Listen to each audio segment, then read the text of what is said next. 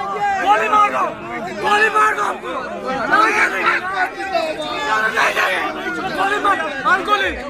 मार दो।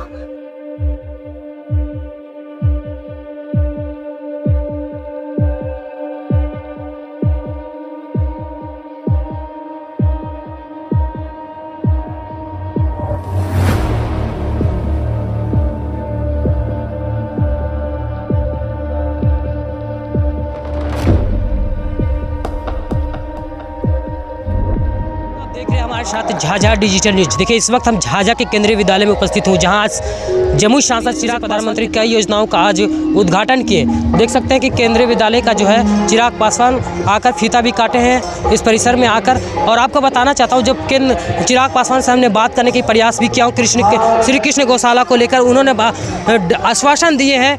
यहाँ पे जितने भी श्री कृष्ण गौशाला के मेंबर जितने भी लोग थे वो मिलने आए और उनको आश्वासन दिया है कि जल्द ही श्री कृष्ण गौशाला का जीर्णोद्धार किया जाएगा। आपको बताना चाहता हूँ, जब चिराग पासवान यहाँ से जब गुजर रहे थे तो उनको चाहने वाले लोग जो है चिराग पासवान को फिर से जमुई सांसद के लिए चिराग पासवान को चुनाव लड़ने के लिए कहने लगे।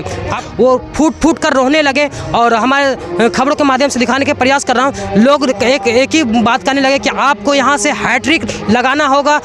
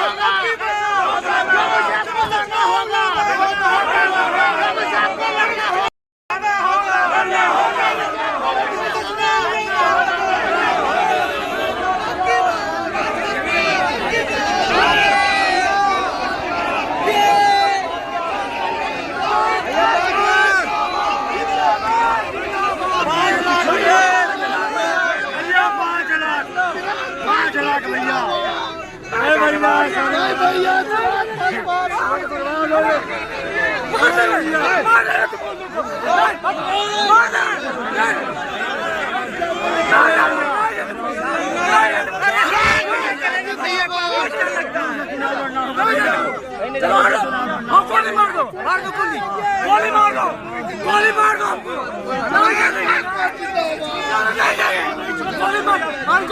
गोली मार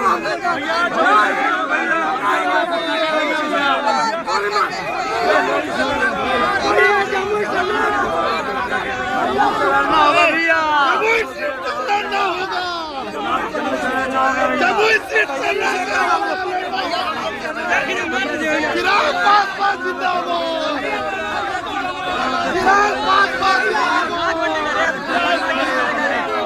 जनशक्ति पार्टी जिंदाबाद,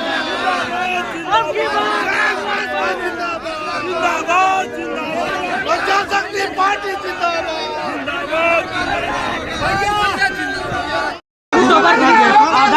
भाई झाझा का फुटओवर ब्रिज उसका आधा निर्माण कार्य एक तरफ का पूरा हो चुका है और उसके बाकी का निर्माण कार्य भी जल्द पूरा हो जाएगा।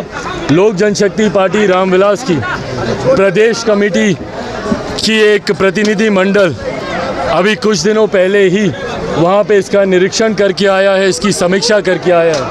रेल मंत्रालय के संपर्क में मैं खुद हूं। यहाँ पे जमुई लोकसभा के हमारे प्रभारी और हमारे पार्टी के प्रदेश के प्रधान महासचिव और हमारे साथी संजय पासवान जी खुद व्यक्तिगत तौर पर इसका निरीक्षण करके इसकी वास्तु स्थिति की जानकारी मेरे संज्ञान में दे रहे हैं। जैसे जमुई का फुटओवर ब्रिज का कार्य पूरा हुआ है, समय सीमा के तहत ही इसका कार्य भी जो आधा पूरा हुआ है उसको भी हम लोग पूर्ण कर लेंगे। ये बात की डीआरएम ने कहा रेलवे बोर्ड ने अभी तक स्वीकृति नहीं दी है, उसकी स्वीकृति भी बहुत जल्द हो जाएगी, ये विश्वास आपको दिलाता हूँ। सर एक चीज़ और है सर, अभी सोनो में पुल क्षतिग्रस्त हुआ था तो आपने निरीक्षण किया, लेकिन झाझा का लाइफ लाइन जो पुल है बरबसिया पुल वो पूरी तरह से क्षतिग्रस्त हो चुका है। अगर वो उसको लेकर भी प्रशासन से हम लोग संपर्क में हैं, क्योंकि एक बड़े हादसे को हम लोग रोक सकते थे। जिस तरीके से बालू माफिया की वजह से वो पुल वहाँ पे धराशायी हुआ, इस बार प्रशासन भी मुस्तैद है और हम लोग उम्मीद करते हैं कि उसको ठीक करने का जो कार्य है उसको जल्द से जल्द प्रशासन के द्वारा पूरा किया जाए। लोकसभा चुनाव के मैदान में फिर आएंगे क्या हैट्रिक लगाने के लिए? भाई ये फैसला लोक जनशक्ति पार्टी रामविलास को लेना है।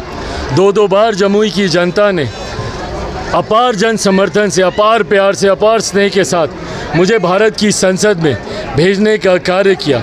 यकीनन मेरी अपेक्षा है, मेरी उम्मीद है कि मैं यहाँ से हैट्रिक लगाऊं, पर ये फैसला अंतोगत्वा लोक जनशक्ति पार्टी रामविलास के संसदीय बोर्ड को ही करना है।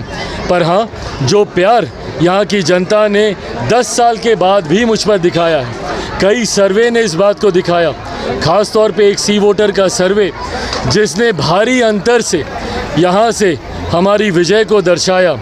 ये जमुई की जनता का विश्वास जो 10 सालों के बाद ना से मुझ पर बरकरार है बल्कि बीतते समय के साथ बढ़ा है, उसके लिए मैं उनका धन्यवाद करता हूँ। चिराग जी, अब नीतीश कुमार आपके साथ आ गए हैं बिहार में एनडीए में, तो क्या लगता है कि क्या स्टैंड होगा आपका? भाई स्टैंड क्या है, हम लोग गठबंधन में हैं और गठबंधन धर्म की मर्यादा कहती है कि गठबंधन को मजबूती से आगे बढ़ाएं ताकि 400 का जो लक्ष्य है, इस बार 400 सीटें जीतने का जो लक्ष्य है, उस लक्ष्य का रास्ता बिहार से होते हुए ही जाएगा। 40 सीटें जब बिहार जिताएगा तभी हम लोग देश में 400 के लक्ष्य को हम लोग हासिल कर पाएंगे और ये 40 की 40 सीटें जीतना हम लोग की प्राथमिकता है। इसके लिए गठबंधन एक सुर में, एक साथ, एक नीति, एक नियत के साथ हम लोग आगे बढ़ें, यह अपेक्षा गठबंधन के हर एक साथी से। नीतीश को लेकर कोई दुविधा नहीं है सर? नीतीश मेरा कोई दिक्कत नहीं, जिस तरह आपने भाई वो गठबंधन के साथी हैं और मैंने ये मेरे नेता से ही सीखा है, गठबंधन धर्म की मर्यादा को निभाना। गठबंधन धर्म की मर्यादा कहती है कि ज़रूरी है गठबंधन के हित में तमाम निर्णय, तमाम फैसले लिए जाएं।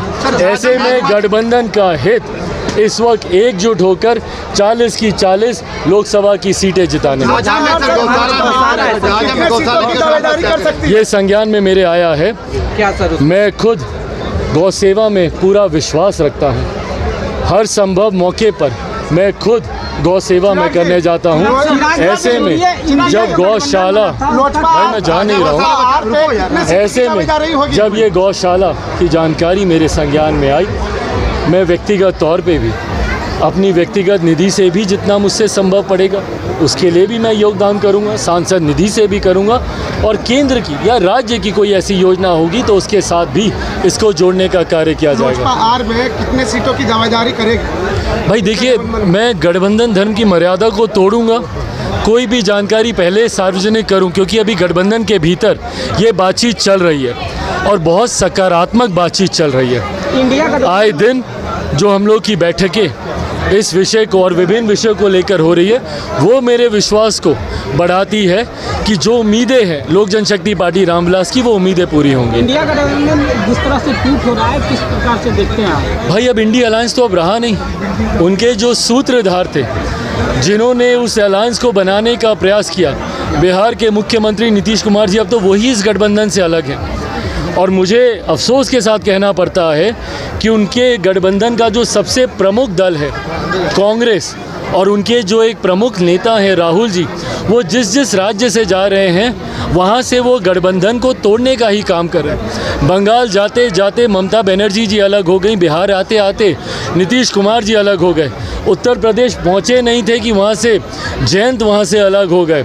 अभी महाराष्ट्र में जिस तरीके से उनके पार्टी में बड़ी टूट हुई, बड़े नेता उनसे अलग हुए और मध्य प्रदेश में भी कई तरीके की सुगबुगाहट की खबर सामने आ रही है। तो ऐसे में इंडिया अलायंस कुछ बचा नहीं है। मुझे लगता है इस बार कांग्रेस अपने ऑल टाइम लो पर रहेगी। जहां एक तरफ एनडीए गठबंधन 400 पार करेगा, वहीं कांग्रेस मुझे नहीं लगता कि 40 सीटें भी पार कर पाएगी। 17 महीने की सरकार रही नीतीश कुमार के साथ आरजेडी की। अब नीतीश कुमार चाहते हैं कि तेजस्वी का जो विभाग रहा है उस पर समीक्षा करवा रही है सारे विभाग। भाई बिल्कुल होना चाहिए और मेरे मुख्यमंत्री से उम्मीद भी यही है भैया।